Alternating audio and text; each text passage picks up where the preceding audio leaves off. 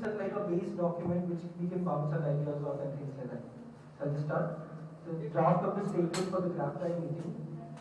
The alumni of the Film and Television Institute of India is extremely concerned at the current impasse at FTII. The ongoing strike has highlighted some very fundamental issues faced by not just FTII but the other institutions of higher learning in the country. Regarding the current situation, we would like to express our concern. 1. Undermining autonomy through political high-handedness. The declaration of FTII as an institute of national importance was seen as a culmination of a long-drawn negotiation with the INB ministry over the past 2 decades or so. Mr. Jaitley's announcement on the heels of the assurance given by Mr. Javadekar, the then INB minister, had raised hope of strengthening and reinforcing FTII's autonomy. This will help in correcting the mistakes of the past, which included routine political appointees in the various constitutional bodies. However, the proposed appointment of FTI Society leaves us with grave doubts about the ministry's outlook towards granting real autonomy to the institute. The decision seems to take us back by many years on the questions regarding autonomy, independence and transparency of these bodies, prerequisites for any premier institution of higher learning. Number 2, composition of FTI Society and appointment of chairperson. The FTI Society and GC are the topmost bodies, which are responsible for steering the institute.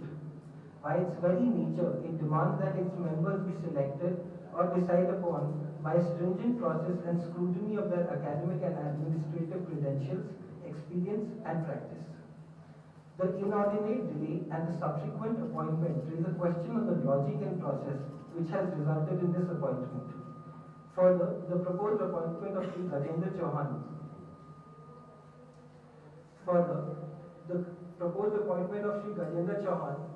as the chairman of the Governing Council has questioned the very foundation of FTI's future, which was painstakingly laid down over the past decades.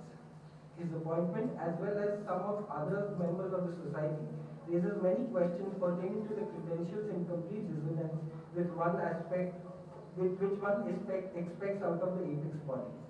The lack of experience and contribution in the field of cinema practice and education raises alarm regarding their capability to steer an institute as important as FTII. Number 3, the question of student association strike.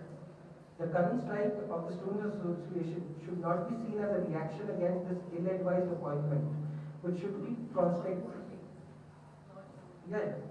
The current strike of the students association should not be only seen as a reaction against this ill-advised appointment, but should also be contextualized in the long-term struggle of generation of filmmakers, film students, filmmakers, independent artists, and academicians.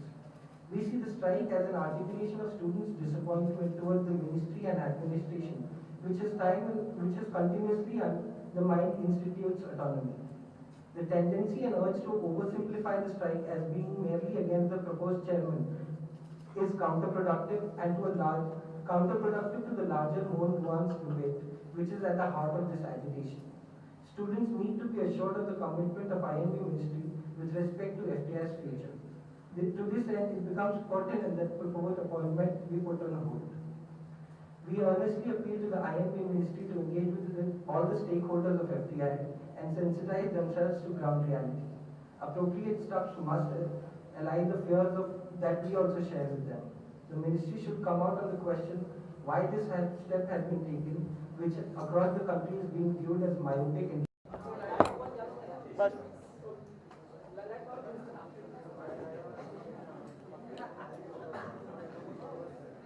I had gone to the institute 2 days back actually, and I was there day before yesterday and yesterday. And obviously the students, I spoke to all of them, and their main concern is that, what is the support they're getting from FTII, and they also gave me a whole lot of, can you speak to Vishal Bharadwaj, can you speak to Anand Gandhi, and a whole lot of filmmakers. They just want support because right now, otherwise it's looking like it's one more strike in the institute, that kind of a thing. And there was some press when I was there, and so I spoke to them and I said, I don't think the students are actually fighting for there. Some are going to pass out next year and some are going to pass out in a couple of years, So they are obviously doing it as in the sense of they feel this is wrong, and I am personally not saying this is anything, it's not about which party and all that. And it's about just the right person for the job, simply because there have been some terrific people who have been there, and I think that should continue, and that was my point of view, and so there was a problem of a lot of kind of color of people from different parties also had come, and I don't know whether that's a good thing and whether it's the best thing. In fact, more than that, I think more the filmmakers, film technicians, people who are from the field, I mean, not just necessarily from the film institute, I think they are looking for voices in that manner to speak out and talk to them. That's my basic thing. I'll have more thoughts as I come. Sure. Pass it on to Arun. You will come sit down.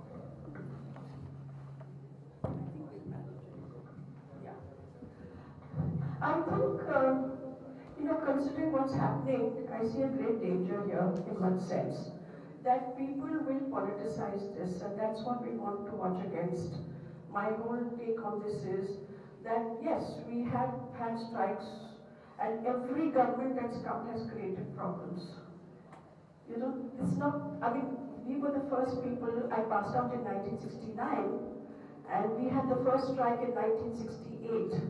And every few years, the government has forced its hand or done something very, very, I feel like saying stupid, but I think that's not an appropriate word, but something, which is not really right for the Film Institute. We need people who can have some vision for the Institute, and that's what we are looking for. People of eminence who have proved their credentials, and the problem right now is really the unsuitability of the person that they have appointed as the head of the society.